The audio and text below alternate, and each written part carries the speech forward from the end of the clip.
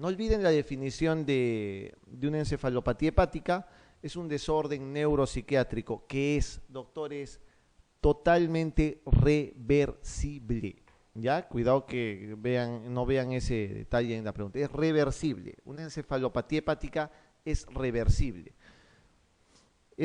Porque el hígado obviamente es incapaz de remover las toxinas de la sangre.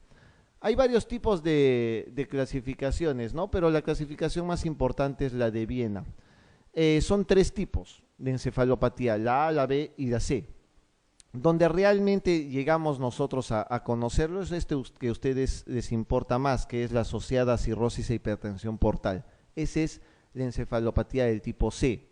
La tipo B obviamente está asociada a la colocación de TIPS, que es básicamente el tratamiento para la citis o para las hemorragias masivas. Y la encefalopatía tipo A está asociada a falla hepática aguda. Para el cirrótico es la tipo C.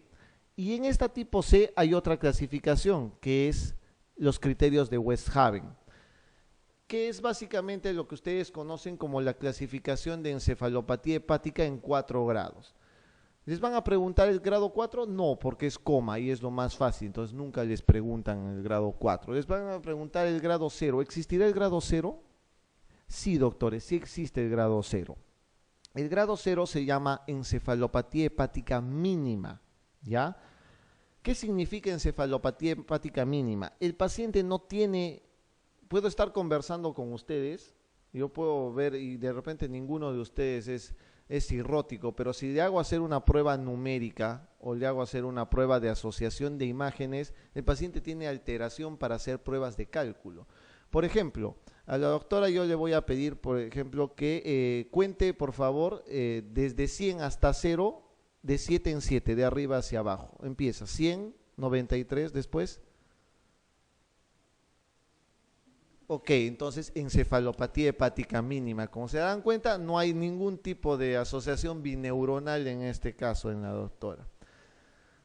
Obviamente es un poco más difícil. El paciente tiene que estar recontra tranquilo, tiene que ser un paciente alfabeto, obviamente, ¿no? Que tiene que estar, que conocer muchas cosas. Pero el paciente con el que conversas básicamente no tiene ninguna alteración. Cuando tiene el grado 1, usualmente es un paciente que está más eufórico de lo normal, ¿ya? Es más eufórico de lo normal. Pero el grado 2 es el que tienen que tener ustedes un poquito de, digamos, utilícenlo como parámetro, porque la característica fundamental del grado 2 es que tiene flapping o asterixis. Ustedes le mueven la mano y empieza a aletear, ese es el flapping o asterixis. Eso es en el grado 2.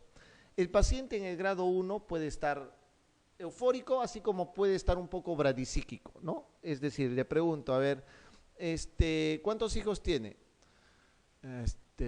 Tengo 3 hijos, ¿no? Eso ya es bradisiquia, es muy lento para contestar algo que es sumamente obvio de contestar. ¿En qué fecha estamos?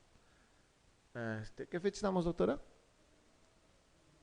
2 criterios, ¿no es cierto? 2 criterios ya, entonces, más o menos esa es la idea. El grado 3 es un paciente muy somnoliento, muy estuporoso, no llega al coma obviamente e incluso el flapping desaparece, incluso el flapping llega a desaparecer. No hay flapping, no hay asterístico porque ya el paciente está muy letárgico. Pero el grado 4 el paciente está totalmente comatoso, ¿no? Entonces, para que lo vean más o menos, esta es la patogénesis que puede presentar un paciente con encefalopatía. Ingesta de sustancias proteicas nitrogenadas fundamentalmente, que es catabolizado o metabolizado en este caso por las bacterias intestinales y que esto va a entrar básicamente al cerebro, atravesando la barrera hematoencefálica y producir la encefalopatía. Fundamentalmente ese es el mecanismo patogénico que tienen que tener en consideración. Amonio, doctores. Amonio es lo que va a producirle más que todo la alteración al paciente, ¿no? El tratamiento entonces va a dirigir fundamentalmente a bajar la cantidad de nitrógeno que se absorbe en el organismo. Por consiguiente, el tratamiento de un paciente con encefalopatía es primero tratarle la causa, ¿no?, que está desencadenando la encefalopatía. Segundo, darle algo para que no absorba precisamente las proteínas, y eso es lactulosa, por ejemplo. La lactulosa es un disacárido no absorbible. Creo que lo tengo por acá. Primero veamos las medidas de soporte. Siempre un paciente con encefalopatía, el ABC, ¿no? Vía aérea, respiración, circulación, tienen que tenerlo en claro. Si está muy encefalopático y está en coma incluso, lo pueden intubar al paciente para tener un soporte. Y manejar el factor precipitante. Ahorita les voy a dar la dosis de lactulosa. Las dosis de lactulosa son hasta que el paciente incluso llegue a hacer 2 deposiciones por día. Tiene que tener 2 deposiciones por día el paciente. Ni excederse ni tenerlo estreñido porque eso precipita la encefalopatía. Miren, al paciente que tenga encefalopatía hepática tienen que tratar de evitar todas estas cosas. Acá está claramente, evitar que se constipe, evitar que esté infectado, evitar que tenga hipocalemia, evitar las dietas con proteínas, ya saben, no rodicio, evitar que tenga hemorragia gastrointestinal o hemorragia digestiva alta, evitar sedantes y tranquilizantes. A veces dicen, mi papá tiene cirrosis, pero no puede dormir y desampan diazepam en las noches. Y está encefalopático y llega totalmente letárgico a la consulta. Creen que hay algún tipo de infección y solamente es que le han dado las benzodiazepinas que aumentan mucho la probabilidad de encefalopatía, ¿no? Es decir, un paciente con encefalopatía o un paciente con cirrosis tiene una tolerancia mucho menor a las benzodiazepinas. Lo que a ustedes les puede solamente producir un poquito de somnolencia, a ellos los puede planchar totalmente, ¿no? Por eso hay que tener cuidado. Y obviamente evitar los diuréticos también en estos pacientes que produce trastornos de los electrolitos. Esta es la dosis de lactulosa. No utilicen esto para estreñimiento, esas son las dosis solamente para encefalopatía fundamentalmente. 45 mililitros incluso por cada hora hasta que consigan la primera deposición, hasta que consigan una sola deposición. Una vez que ya tienen la primera deposición, le pueden hacer dosis de mantenimiento de que son 15 cada 8 horas o 15 cc cada 12 horas. La idea es que mantengan 2 a 3 deposiciones por día, nada más. Solamente mantengan 2 a 3 deposiciones y con eso el paciente evacuará y tendrá disminución del aporte nitrogenado a la sangre y con eso va a mejorar vuestro paciente.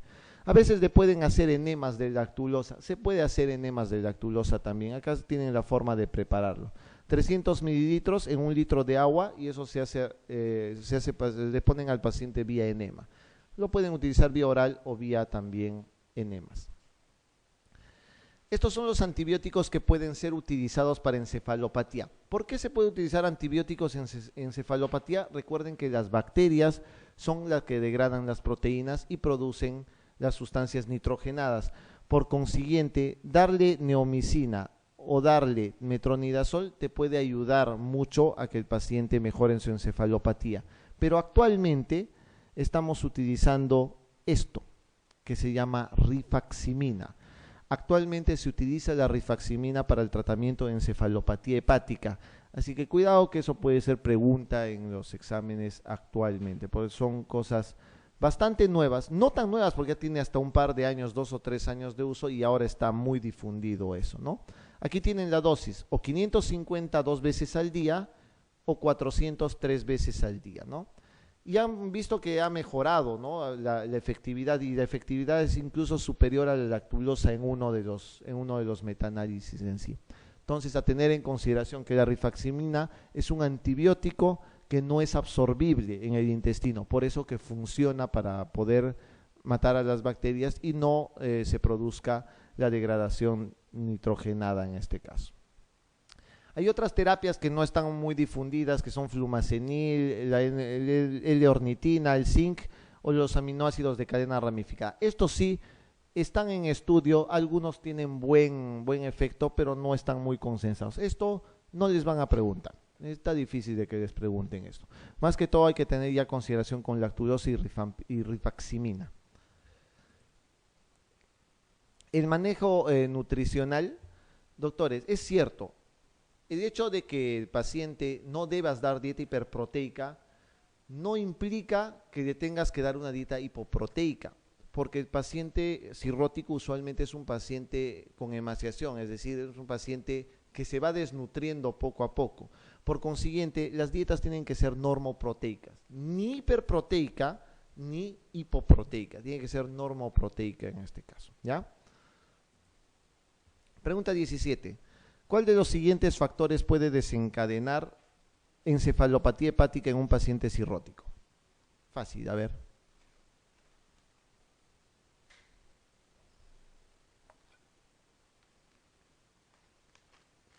Hiperpotasemia. Lean todo, ¿ah? Dieta pobre en proteínas. No, es dieta rica, ¿no? Acidosis respiratoria.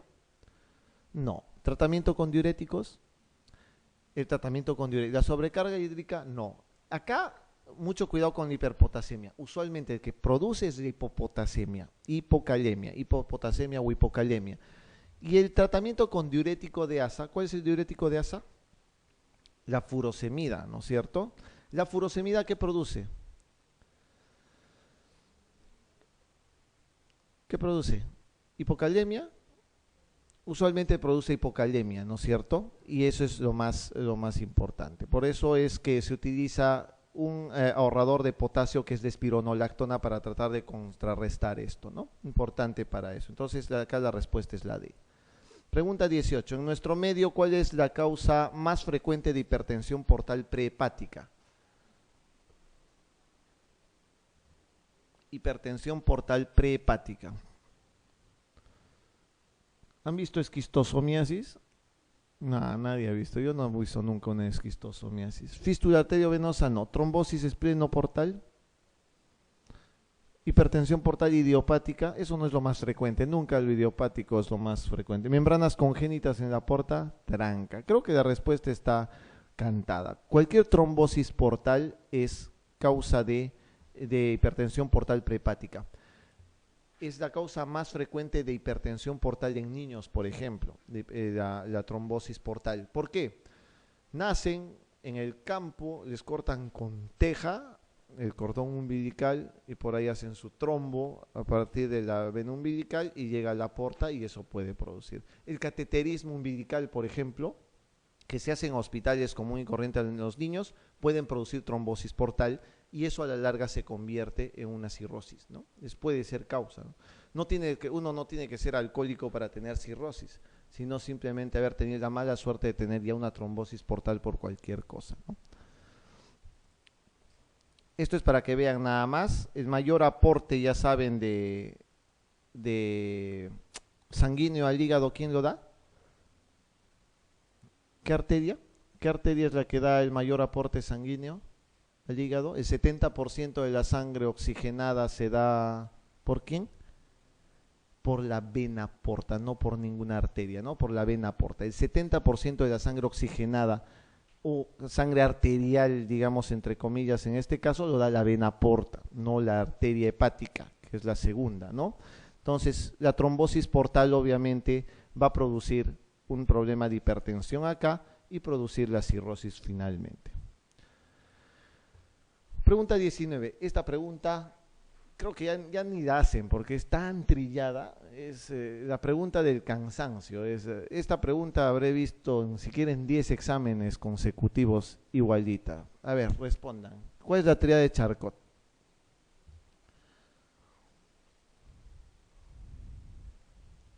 Van a dudar seguro. Ya, fiebre, dolor, ictericia. O sea, ¿cuál, doctor? ¿La A o la B?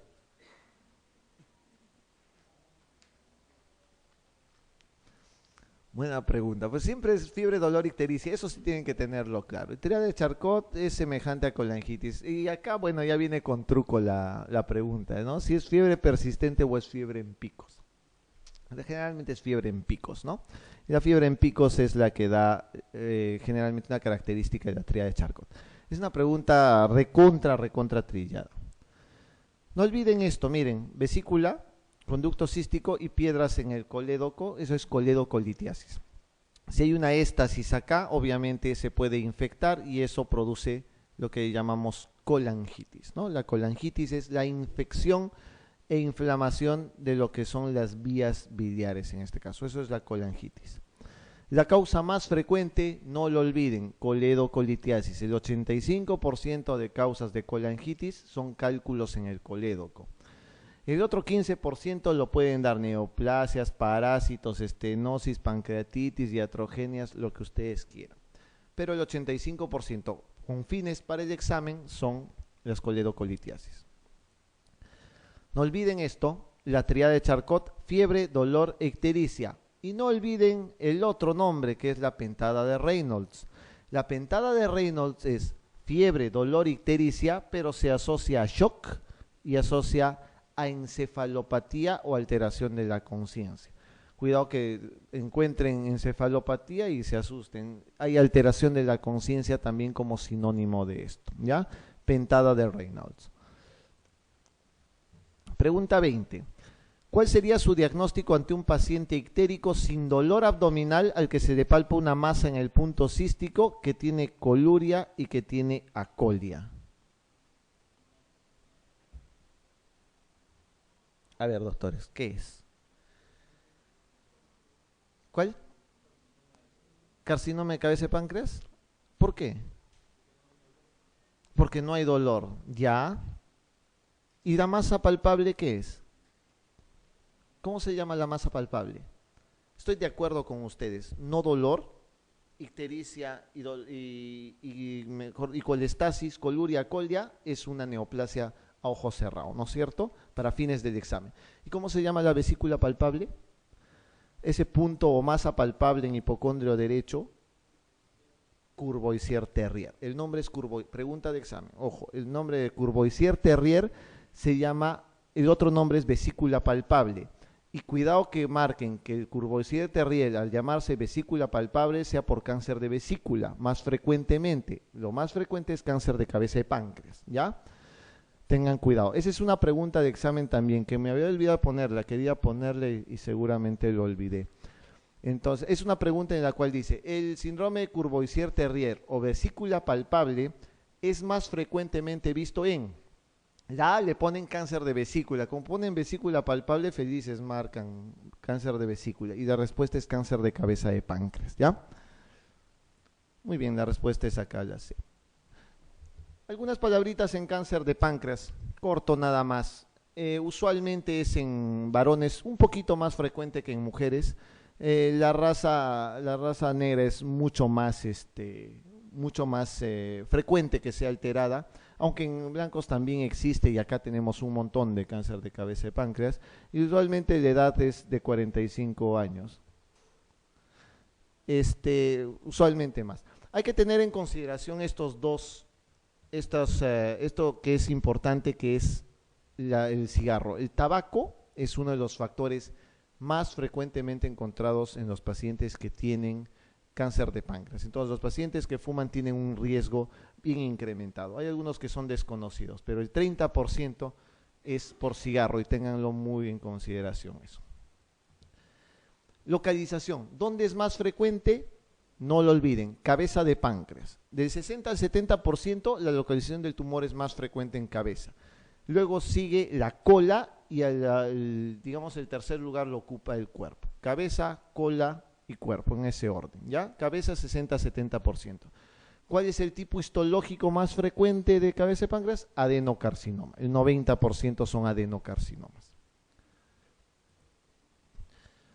El cuadro clínico, doctores, es una pena, porque el cáncer de páncreas debe ser el cáncer que mejor se esconde, y cuando presenta síntomas prácticamente es incurable.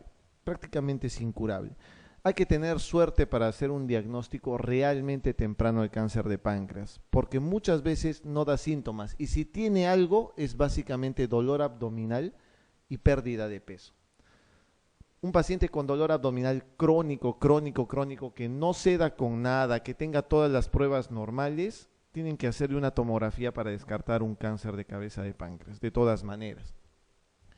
El paciente va a tener pérdida de peso. Si tiene pérdida de peso, tiene ictericia, básicamente es un cáncer de páncreas avanzado. Y ahí no hay mucho que hacer realmente. Atorrea, mala absorción, el signo de Courvoisier-Terrier que estaba mencionando, la vesícula palpable, eso es cáncer avanzado.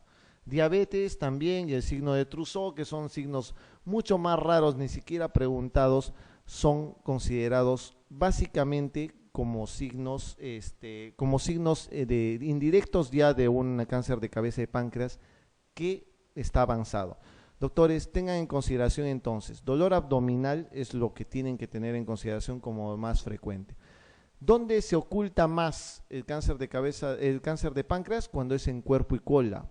Porque cuando es en cabeza, tiene más ictericia por la obstrucción de las vías biliares fundamentalmente. Pero cuando está en cuerpo y cola no produce ictericia, produce más que todo dolor. Entonces hay que tener mucho en consideración eso.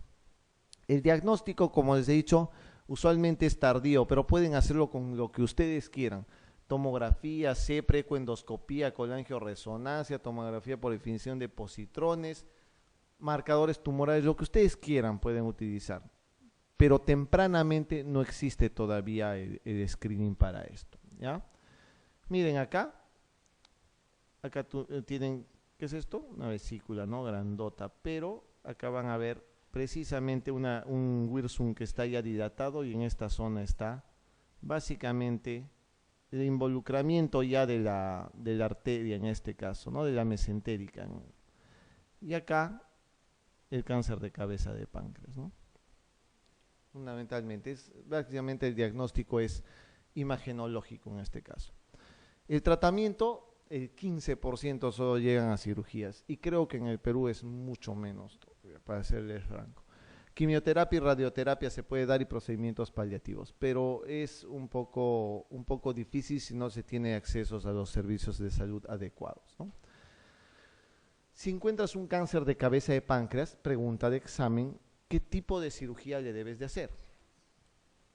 Y se llama operación de Whipple o la cirugía de Whipple, que básicamente el otro nombre es pancreatoduodenectomía, ¿no? O incluso con resección gástrica. Hay algunos que hacen resección gástrica. Este que ven acá es una imagen de una pancreatoduodectomía, pero con preservación de píloro. Es una modificación del Whipple.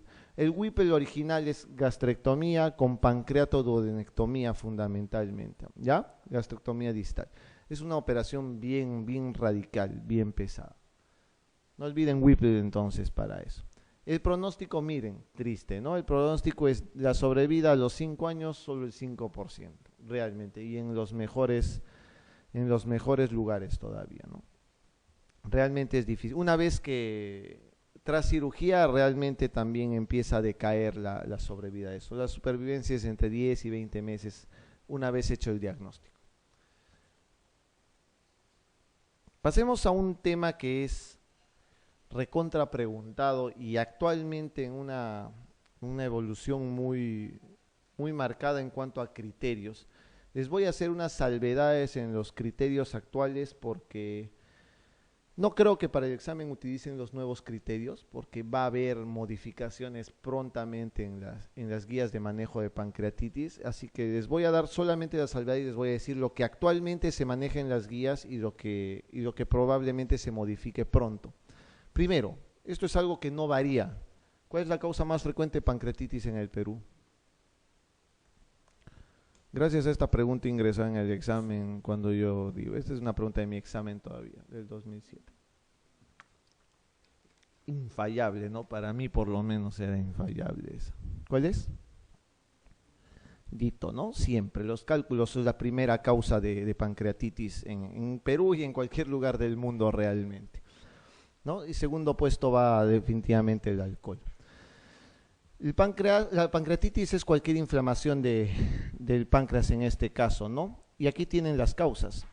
Vesícula con cálculos y el alcohol, el 80% de las causas de pancreatitis. Siempre más frecuente los cálculos en la vesícula. Hay causas idiopáticas, sí. No olvidar que existen otras causas de pancreatitis, fundamentalmente hipertrigliceridemia, no olviden, cuando la hipertrigliceridemia es mayor de 1000, hay más riesgo de pancreatitis. Cuando es más de 1000, recuerden que la cantidad normal de triglicéridos es de 200, ¿no? Pero cuando es más de 1000 hay riesgo de pancreatitis. Pregunta para los pediatras, ¿cuál es la causa más frecuente de pancreatitis en niños? Ahora nadie quiere ser pediatra. ¿Cuál es la causa más frecuente de pancreatitis en niños? No. es el traumatismo, el trauma, ¿ya? El trauma es lo más frecuente. Agarra, se portan mal, puntapié en el centro del estómago, pancreatitis, y ahí está, causa de pancreatitis. Segundo lugar, drogas, o sea, me refiero a fármacos fundamentalmente, ¿no? En niños estoy hablando, esto estoy hablando en niños. En adultos siempre alcohol, primero litos en vesícula y después alcohol, y después vendrán fármacos. Existen hasta 500 fármacos que producen pancreatitis, así que el más conocido y el que van a encontrar en los exámenes fundamentalmente es un tratamiento que es antirretroviral. ¿Cuál es? La didanosina. La didanosina produce pancreatitis, y eso está recontracantado. Esa es pregunta de examen también. Entonces, ese es el que más frecuente produce en los pacientes que tienen VIH. Hiperparatiroidismo, hay los virus, puede producir, cualquiera de ellos puede producir pancreatitis, y no olvidar en nuestro medio parásitos. Ascaris, se ha encontrado ascaris que se entran dentro de la vía biliar y obstruyen la vía biliar y producen pancreatitis, y por ejemplo, fasciola también es otro que produce pancreatitis, ¿ya? Ascaris y fasciola. Las otras causas que llaman idiopáticas, ahora se ha demostrado que son las microlitiasis o el propio barro biliar el que puede ser la causa de las idiopáticas, o sea, también va dentro de la parte biliar, ¿no?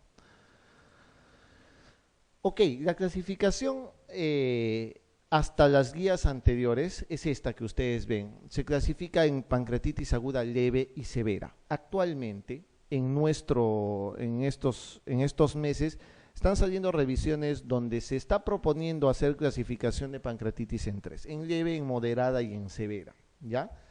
Entonces, antiguamente solo se clasifica en leve y en severa. ¿Cuándo era leve? Cuando el paciente no tiene complicaciones. ¿Cuándo es severa? Cuando el paciente tiene complicaciones. ¿Qué es eso? Complicaciones que pueden ser locales o que pueden ser sistémicas, ¿ya? Ahorita les enseño qué es local y qué cosa es sistémico. Cualquier pancreatitis que evoluciona sin ninguna complicación es leve, ¿ya? Actualmente se torna en buscar lo leve, moderado y severo, básicamente basado en lo mismo, leve sin complicaciones. La moderada es cuando hay una falla de órgano que es transitoria, pero no evoluciona desfavorablemente. Se llama falla de órgano transitoria y que no evoluciona desfavorablemente. Y la severa es paciente que tiene falla de órgano persistente o complicaciones locales al final. Eso es la propuesta de clasificación actual. Probablemente en unos meses salga una nueva guía con este nuevo tipo de clasificación. Como les digo, no creo que eso todavía sea preguntado absolutamente para nada, así que por eso les estoy enseñando lo anterior. Las complicaciones locales, doctores, que estoy hablando que es parte de la severidad, son necrosis, que es la necrosis del páncreas, necrosis pancreática, el pseudoquiste pancreático y el absceso pancreático. Necrosis, pseudoquiste y absceso son las complicaciones locales que se puede encontrar. Si ustedes encuentran estos tres o cualquiera de estos tres en un paciente con pancreatitis, está catalogado como severo. Es una pancreatitis aguda severa necesariamente, ¿ya? Entonces, ese es el criterio que se utiliza para esto. Las complicaciones sistémicas son estas 4 que ustedes ven acá.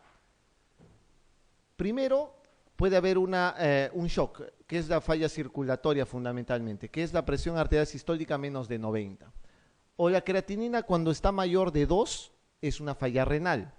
Cuando la PaO2 está menor de 60 es una falla respiratoria, o cuando hay una hemorragia digestiva alta mayor de 500 mililitros por día es otra complicación sistémica. Doctores, ¿a qué se llama transitorio y a qué se llama persistente? Transitorio es cuando dura menos de 48 horas y persistente cuando es más de 48 horas.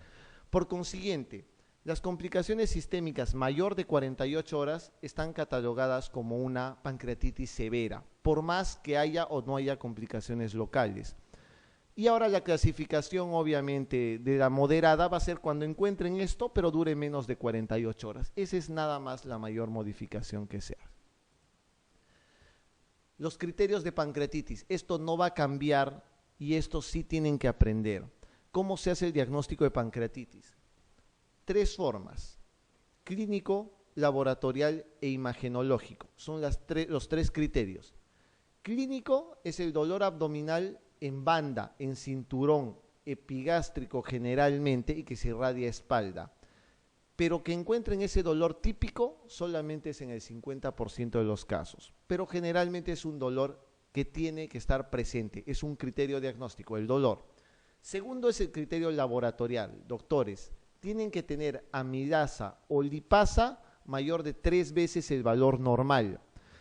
Si tienen más de 3 veces el valor normal, junto con dolor abdominal, diagnóstico de pancreatitis aguda. Diagnóstico de pancreatitis aguda.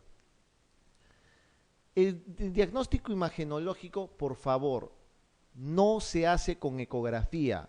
El diagnóstico de pancreatitis no es con ecografía, es solo con tomografía o con resonancia. Y solo se hace después de las 48 horas del ingreso, no antes, incluso más de las 72 horas. ¿Por qué? Porque las complicaciones locales que aparecen en los pacientes con pancreatitis aparecen después de las 48 horas, no antes. Si tú a un paciente le haces, tienes dolor abdominal, no quieres sacarle amilasa ni lipasa porque te sobras y le tomas una tomografía y ese rato encuentras el páncreas normal, te vas a ensartar porque no tienes criterios diagnósticos ahí. Entonces, lo que necesitas es suficiente 2 de los 3 criterios para hacer el diagnóstico de pancreatitis. El clínico, que es el dolor, que tiene que estar presente, y el laboratorial, que es amilasa y lipasa más de 2-3 veces el valor normal. Si quieres confirmar o crees que hay complicación sistémica, local, en este caso, pides una tomografía, pero a partir de las 72 horas de inicio del dolor, ¿ya? Entonces ya saben, 2 de los 3 criterios mencionados son suficientes para el diagnóstico. Por ejemplo, tienen un paciente que tiene dolor abdominal, periumbilical, por ahí un poquito irradiado a espalda, o sea, no es tan típico. La amilasa, valor normal hasta 120, la encuentran en 360. Chispas, o sea, está por ahí, ¿no? O en 350, media caña. Pídanle una tomografía, ahí sí les puede ayudar. Porque si están sospechando fuertemente en eso, tienen que pedirle una tomografía, de acuerdo con eso. Entonces, siempre pero tener en consideración que es más útil la tomografía después de las 72 horas. Eso es mucho más útil, ¿ya? Les he mencionado que los criterios de severidad son las complicaciones locales y sistémicas. Esos son criterios. Existen predictores de severidad.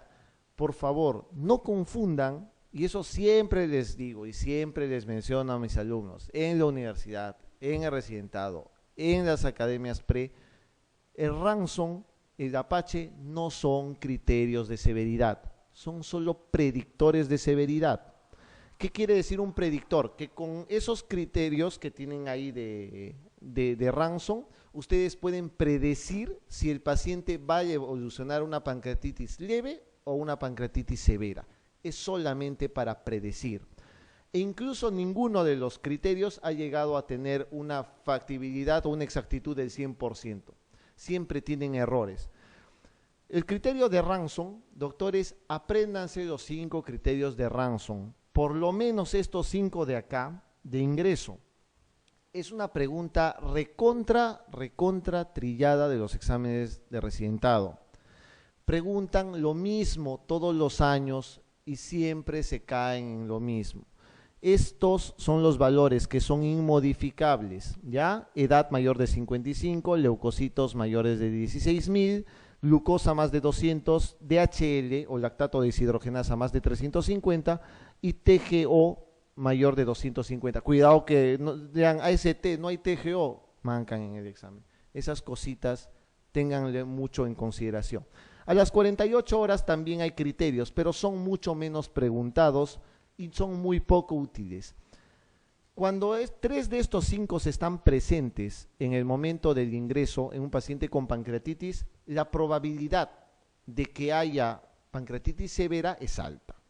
O sea, si tienen un paciente de 80 años con 20.000 leucocitos y con la glucosa en 500, la probabilidad de que evolucione una pancreatitis severa es altísima. Para eso es un predictor de severidad.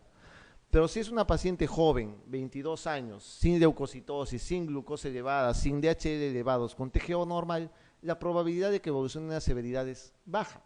Eso es un predictor de severidad, ¿ya? Y para eso son los criterios de Ranson. Los criterios de Apache no se los aprendan de memoria, porque los criterios de Apache utilizan todo un formato o un planillón que son estos 12 criterios que ustedes ven acá, ¿no?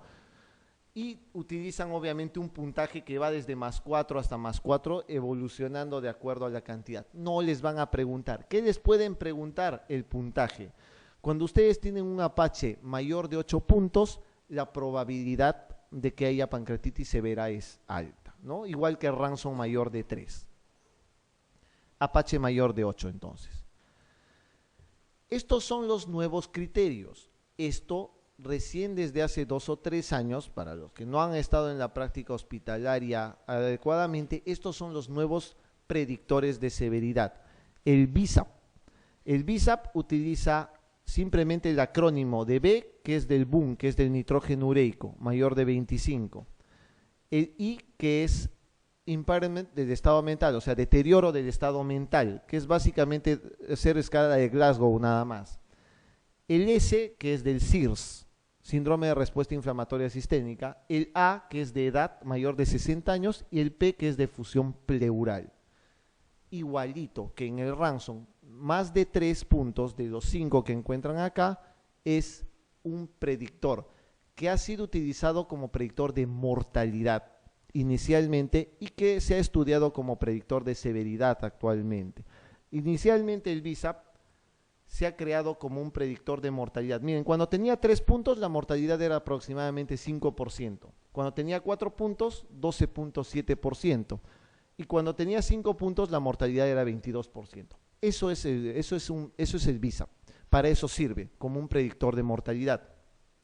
Nosotros acá en el Perú hemos hecho un estudio, justo este estudio lo hicimos preparando una tesis de una colega nuestra, y hicimos el estudio que lo publicamos en la revista Gastroenterología Latinoamericana en Chile, por ejemplo. Y en este estudio hemos visto que el BISAP es útil como un predictor de severidad, ¿ya? Para la pancreatitis. Miren, tan útil como el Ranson y como el Apache.